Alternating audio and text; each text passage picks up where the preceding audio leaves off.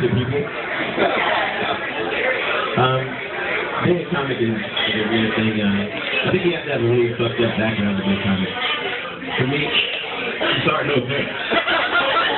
But, you know, mom is, she's a real different kind of person. She raised us really off-handedly, and so she's going to raise us musically.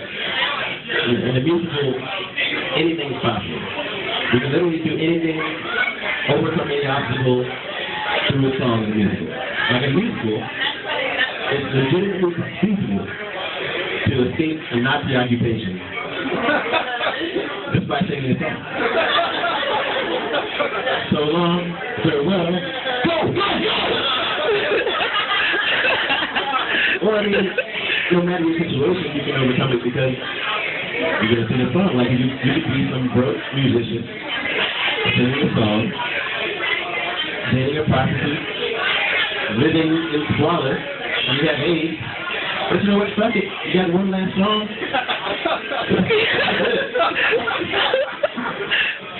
I just recently celebrated my 4th wedding anniversary.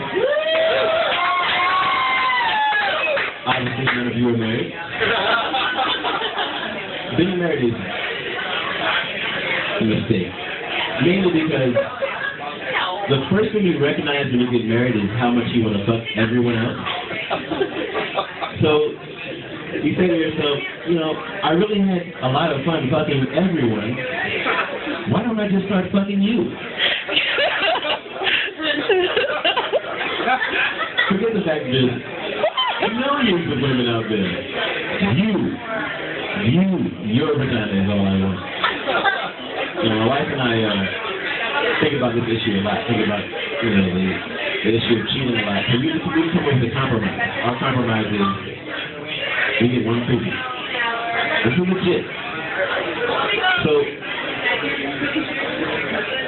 it's a little bit different. We have a clause. It's a celebrity clause. We say you can't just fuck anybody, but you can fuck a celebrity. So for her choices are obvious. She wants to date like, you know, Idris Elba, you know, Brad Pitt, you know, Matthew McConaughey. But for me, it's really hard to pick because there's so many women. You know, they all got these exotic ass names like Melanie Fiona, Kim Kardashian, Scarlett Johansson, and there's this new chick with this crazy hair who dances her ass off, Justin Bieber. I don't even know where to begin.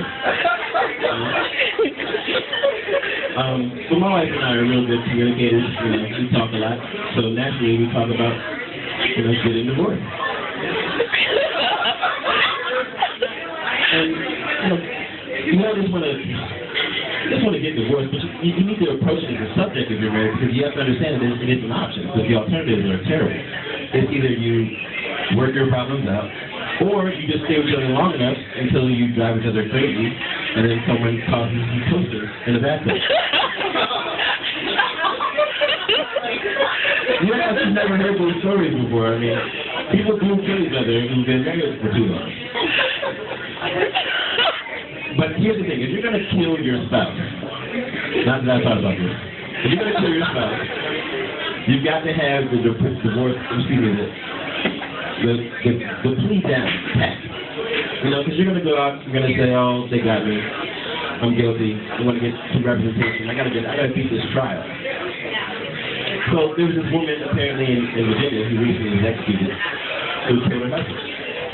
She had a hitman hired to kill her husband. She was tired of him beating her. And she got this really high-priced attorney.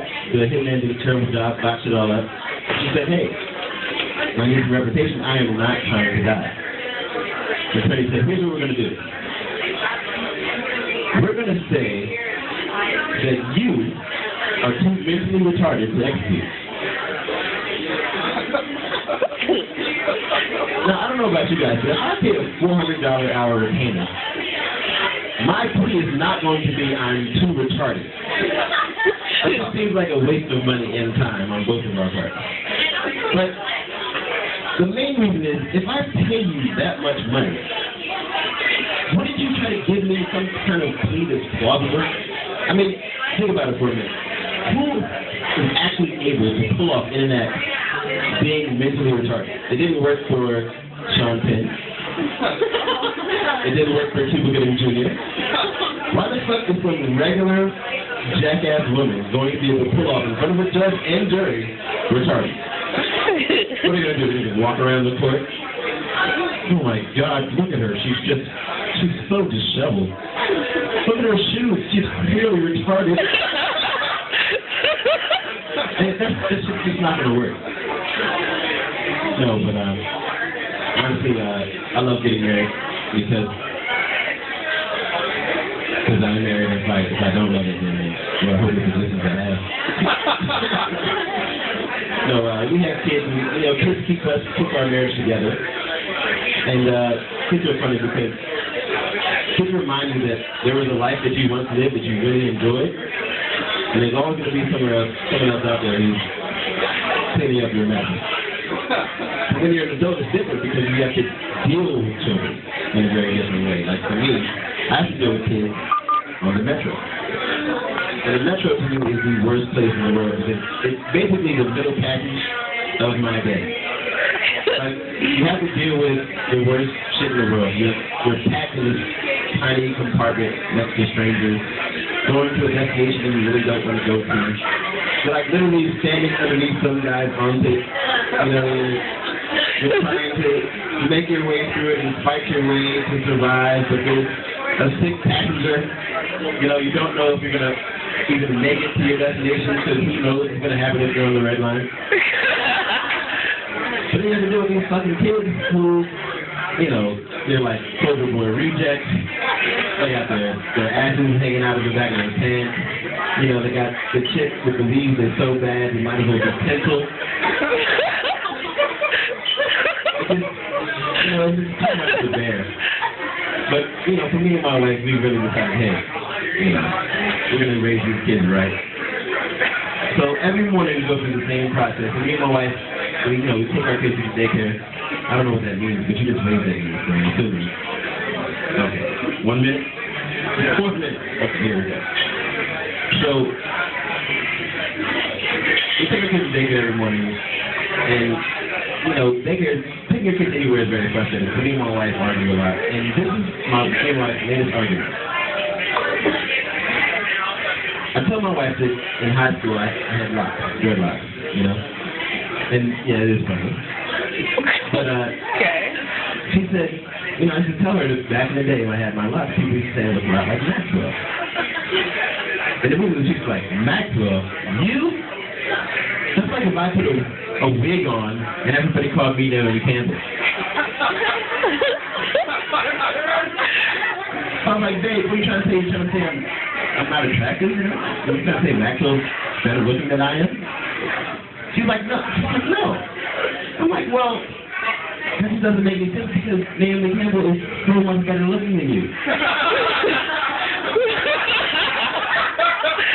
And she gets all offended. She goes, how could you say something like that? I'm like, babe, when's the last time a Ford model agent stopped you in the middle of the street and said, hey, you're beautiful. You're going to be a supermodel and everybody's going to love you. I'm not a rich man. Clearly she hasn't changed our situation overnight. But, not to be an asshole, but, these are the kind of super fights we have. And so on the way to daycare, we'll say, very frustrating. Bitch! Who wants the fuck out of the way of the street? Oh, really? Really? You was going to stand there? You was going to stand in the middle of the street? Fuck it. Now we're behind the bus. Great. We're never going to get there now. And the worst part is, like, this is before we leave the house, So. But thank you guys very much. It's been a great time.